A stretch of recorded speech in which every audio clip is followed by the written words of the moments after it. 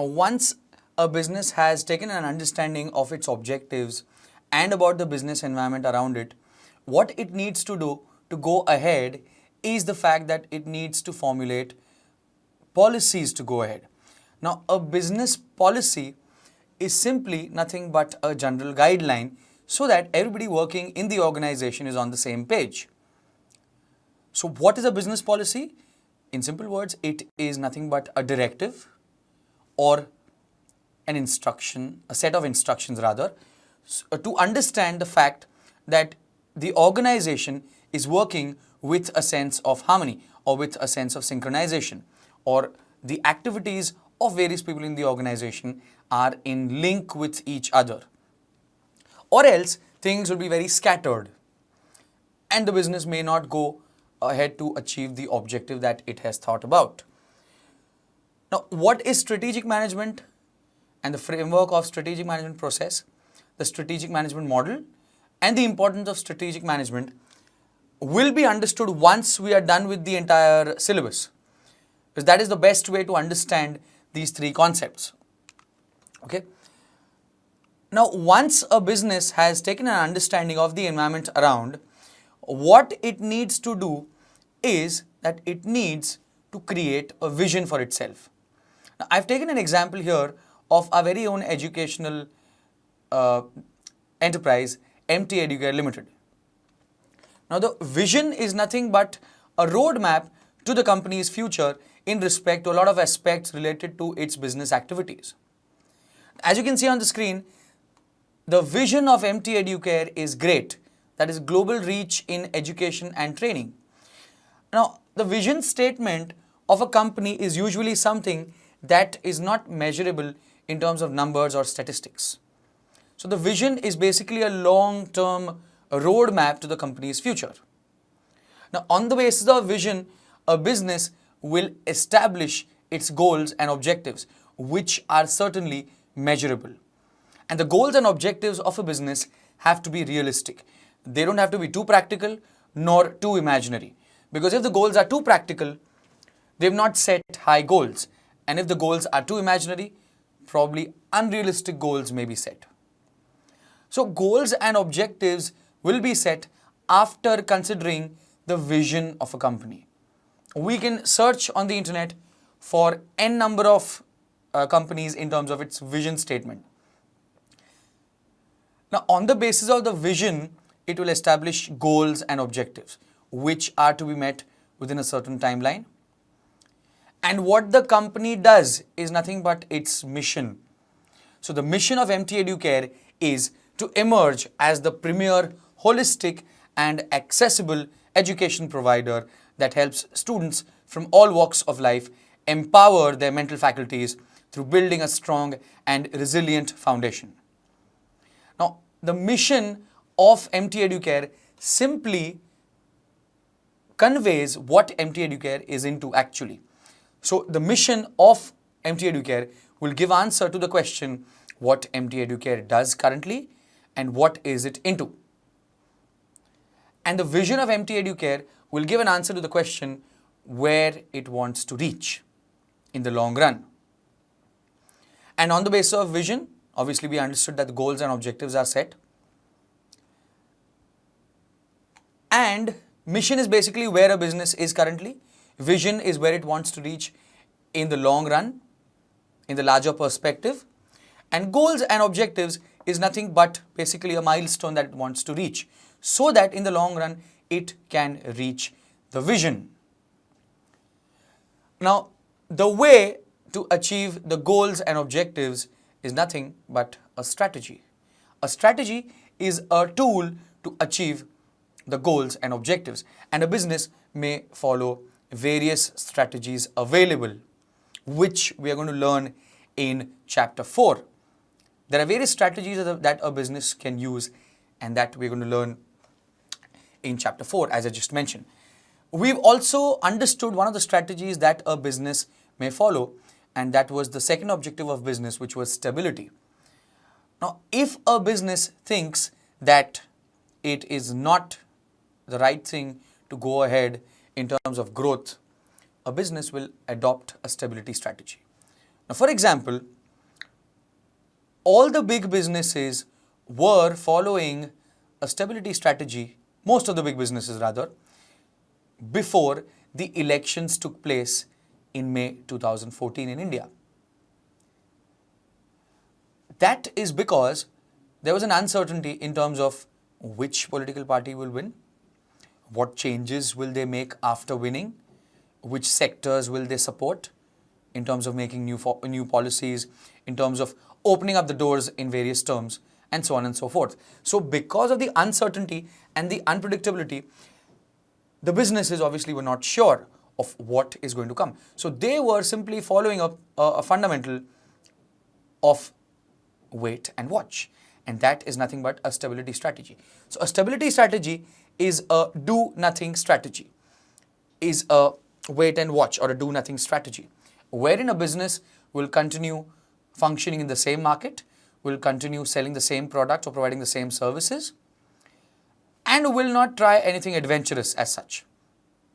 So a business is at a particular point right now.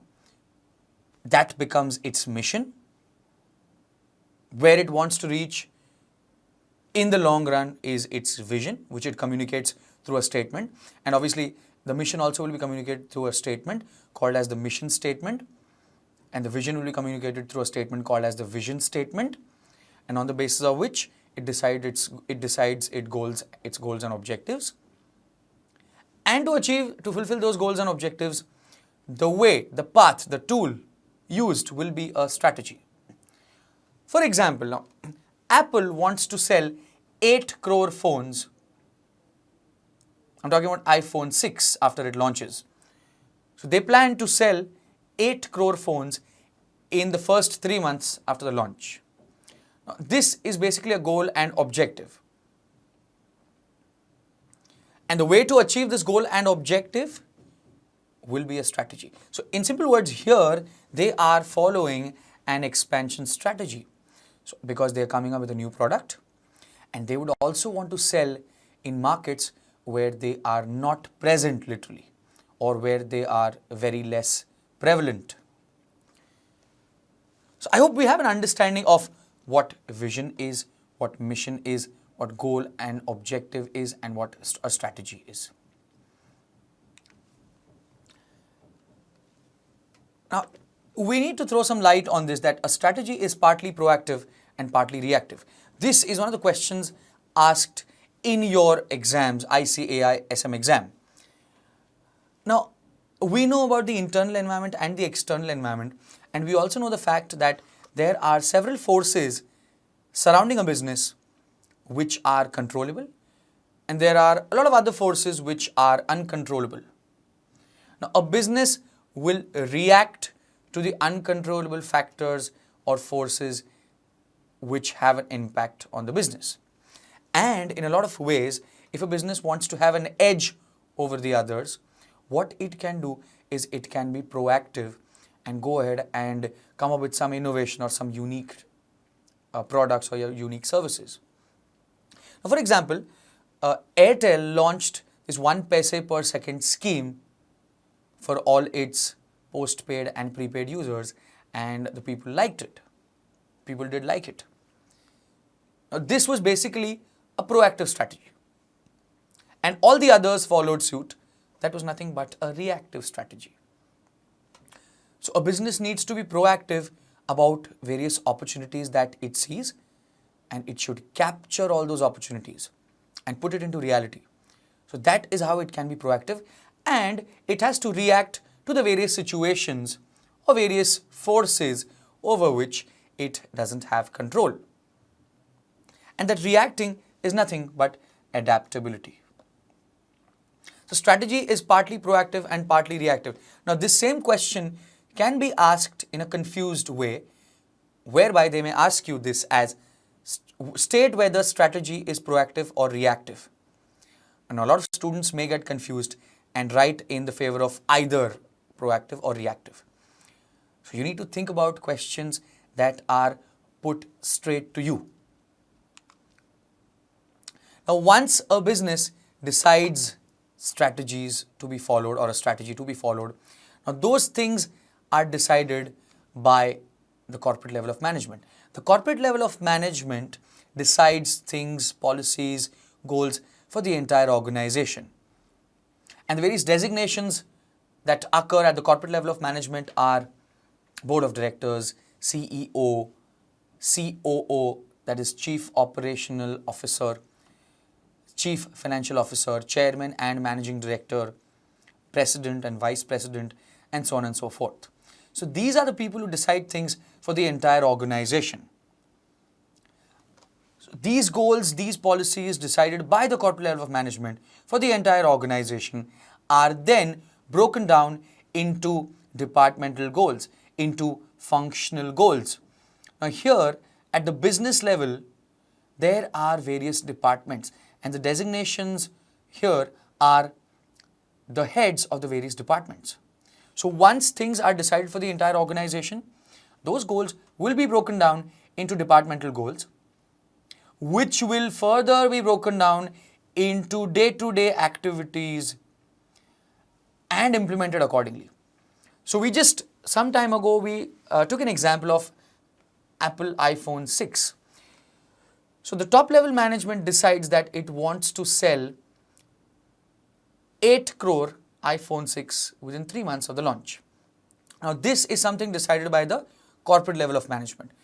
Now this will be broken down into departmental goals, which is departments occur at the business level. So the department heads are a part of the business level of management. So what is noteworthy is that the departments like marketing, finance, HR,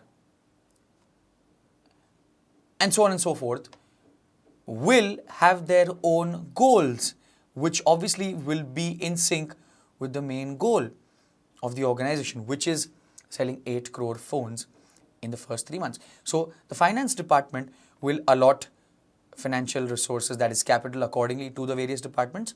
The HR department will train its staff accordingly. The marketing and sales department will be geared up for the forthcoming event. And the production department will make sure that they suffice the requirements in terms of the number of products manufactured.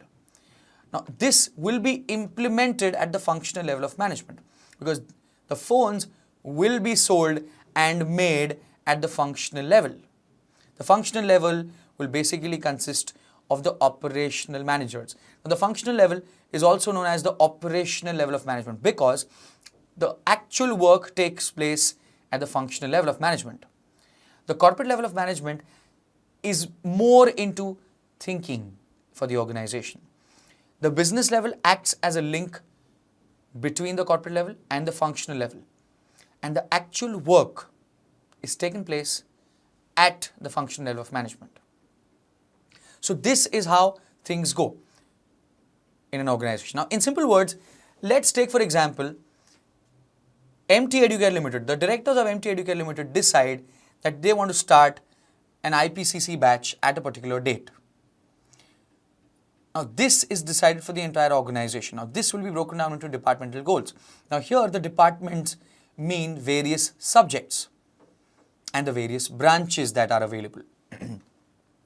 So, the various departmental heads, which means the various zonal heads, the various subject heads, that is the academic heads, will make their own goals, which will obviously be in sync with the main goal.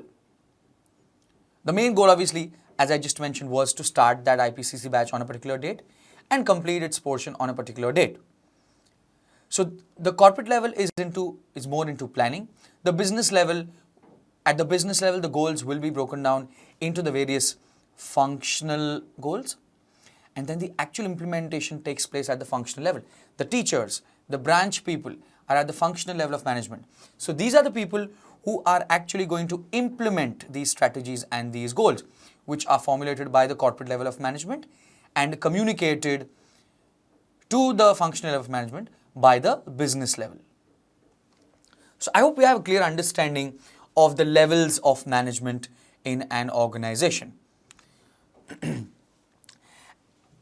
Now, what happens is that an organization will have either of the two policies. Let's just go back to this slide.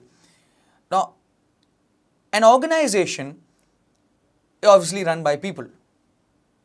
A business is what it is because of its people. A business is controlled and managed by people.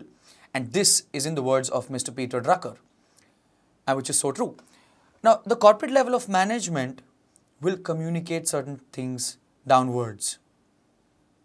Now, if the corporate level, if the whole value system in that organization is workers' participation in management, then what will happen is feedback, suggestions, recommendations will be taken from the functional level and the business level and will be forwarded to the corporate level of management, which will then decide accordingly.